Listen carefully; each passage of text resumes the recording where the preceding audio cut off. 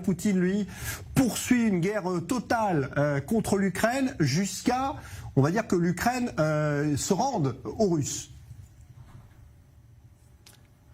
Vous avez raison.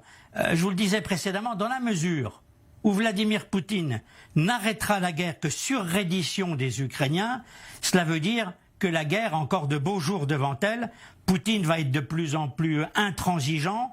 Le président russe, vous le savez, souhaite toujours secrètement l'affaiblissement, voire la disparition de l'OTAN qui est sa bête noire. Alors, on se pose un certain nombre de questions. Sera-t-il tenté par l'escalade? Le conflit ukrainien pourrait-il s'étendre à l'OTAN si la Russie et l'OTAN franchissent la ligne rouge par mégarde? Vladimir Poutine a promis récemment, c'était il y a quelques heures, à son plus proche allié de Biélorussie, Alexandre Loukachenko, l'envoi de missiles à tête nucléaire pour répondre éventuellement aux 200 armes nucléaires tactiques de l'OTAN qui sont basées à proximité de la Pologne. Alors c'est vrai qu'il faut voir deux choses, c'est que Vladimir Poutine met en avant deux lignes rouges. Un, pas d'installation de bases militaires aux frontières avec la Russie, pas de déploiement d'armes nucléaires supplémentaires.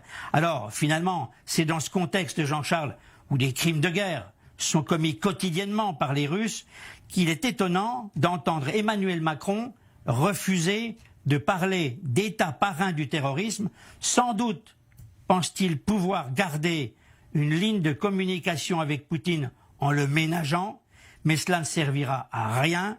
Jupiter tombera très vite de haut. Poutine ne l'a jamais réellement écouté et ne l'écoutera pas davantage.